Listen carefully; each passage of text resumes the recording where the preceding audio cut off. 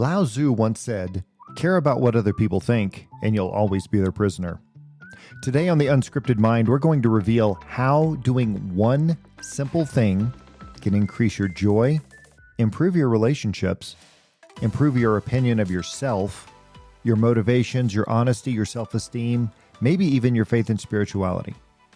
What's that one thing? Caring less.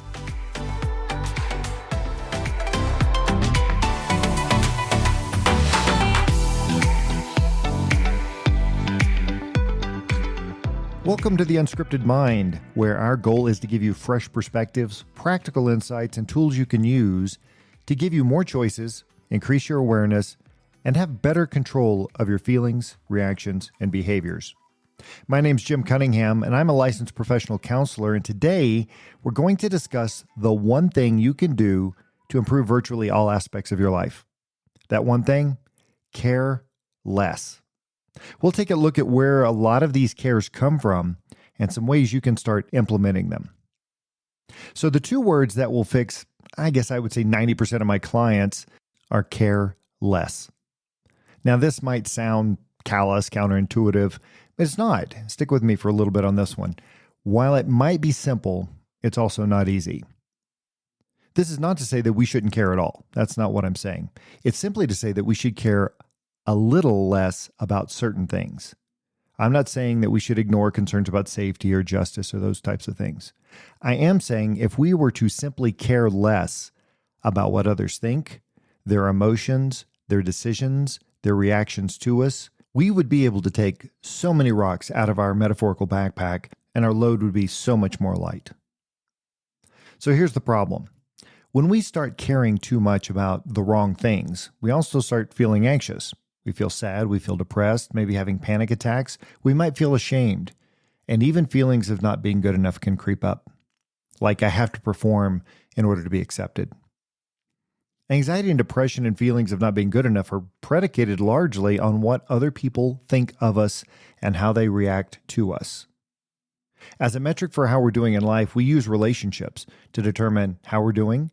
These include other people's reactions, their disdain, comments, praises, criticisms. We kind of use those as a barometer to make sure we're kind of going the right direction, not an outlier in some way. Unfortunately, this is really a poor measure at best. I mean, others' reactions to me often are clouded by the hundreds of variables that are affecting the other people.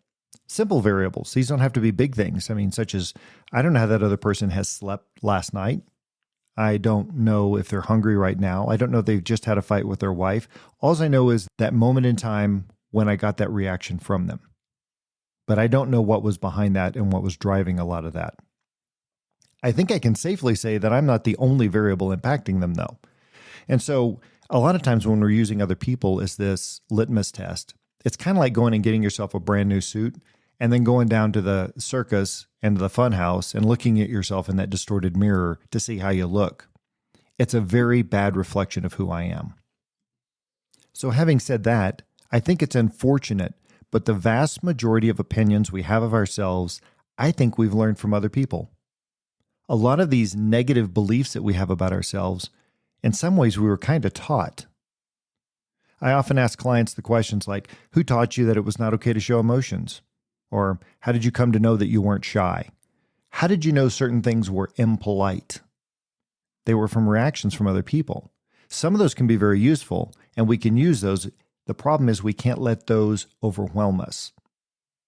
A lot of the negative ideas, though, we were not born with.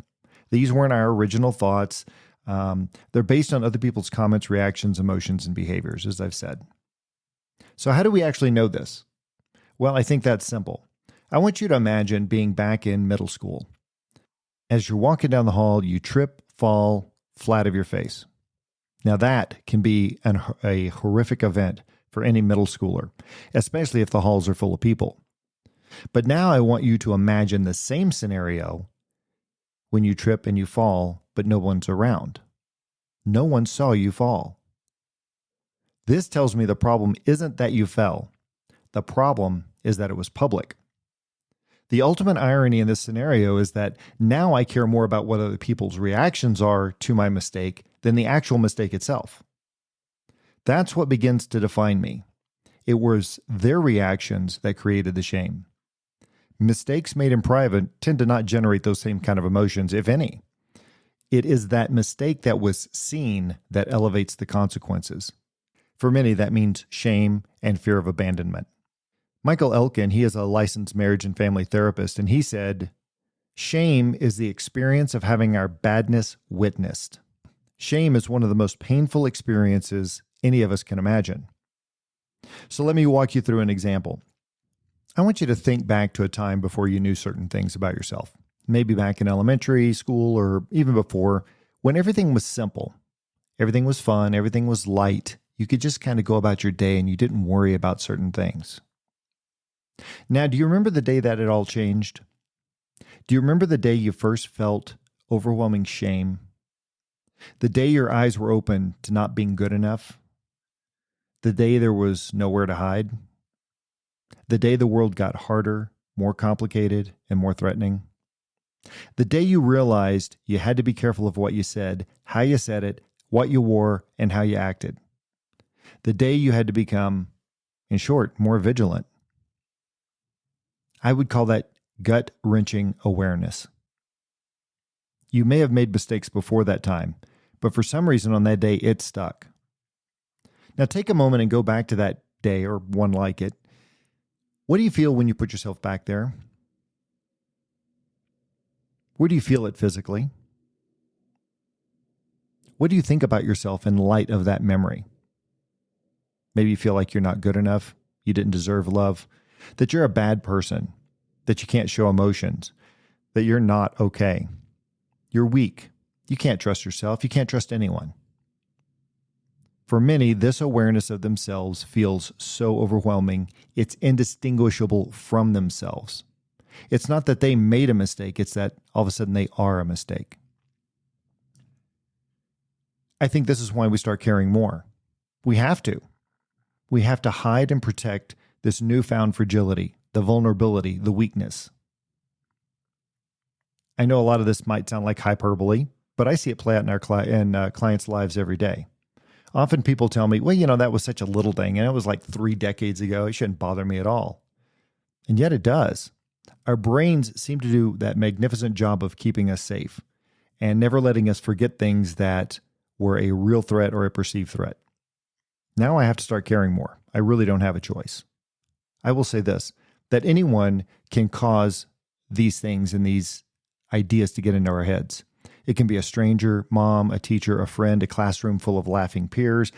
It could have been a simple look of disappointment, a chuckle, or even a non-reaction. There's a good chance the person who taught you that, though, had no idea or intention of doing so. These negative self-beliefs get to the root of why people feel certain things and act certain ways. Once we get these ideas from others, they're hard to shake. In fact, we usually do the opposite. We get this idea that I'm not good enough, and then we continue to look for and accumulate evidence that supports those beliefs. Every time I fail, see, I'm not good enough. After we've done this for years or decades, it becomes second nature, and we start to believe all those lies. Now, not to get too simplistic, but the remedy to this is to start caring less. This doesn't mean we don't care at all. This means that we simply prioritize what we care about. It's a simple concept, but certainly not easy, like I said, to implement. So how do we do that? What are the things you need to care less about? What would you love to let go of? What weight would you like to put down? I would encourage you to take some time, list all of the things you believe about yourself. Then take a critical look at that list.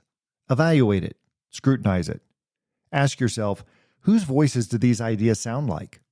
When did I first start thinking this? If you were to float back in time, what does each statement or phrase remind you of? If you get stuck on your list, ask someone you trust. What do they hear you say about yourself? You might be unaware. I'll give you an example. When I first met my wife, I used to say this thing that I was lazy. I'm lazy. I'm lazy. And she called me on that. She's like, you seem to say that a lot.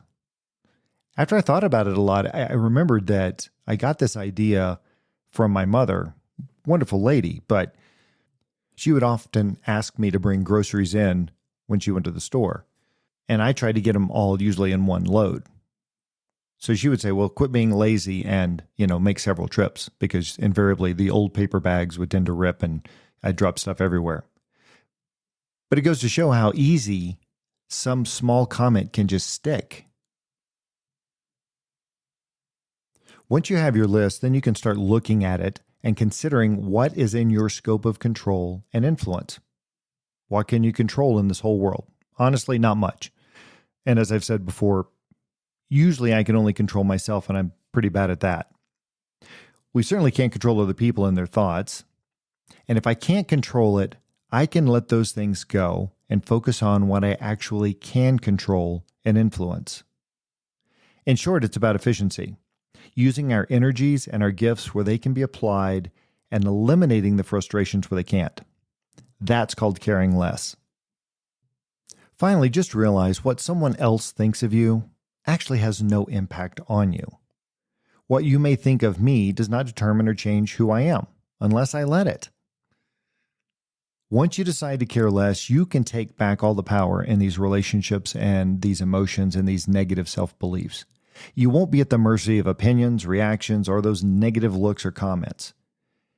Can you imagine, if you can do this, and if you're successful, how that might feel to take those rocks out of the backpack? How would caring less increase your joy, improve your relationships, your opinion of yourself, your motivations, your honesty, your self-esteem, and maybe even your faith and spirituality? I'll leave you with this quote from Olin Miller. You probably wouldn't worry about what other people think of you if you could know how seldom they actually do. Thanks for joining me, and have an amazing day. And I challenge you to find one thing, maybe just one thing this week, to care less about. If you found this episode helpful, please subscribe and leave a review. Also, if you have any questions or topics you'd like us to cover, feel free to reach out for that as well. Until next time, remember, life doesn't come with a script, so embrace the unexpected, cherish the unplanned, always stay curious, and have an amazing day. We'll see you next time.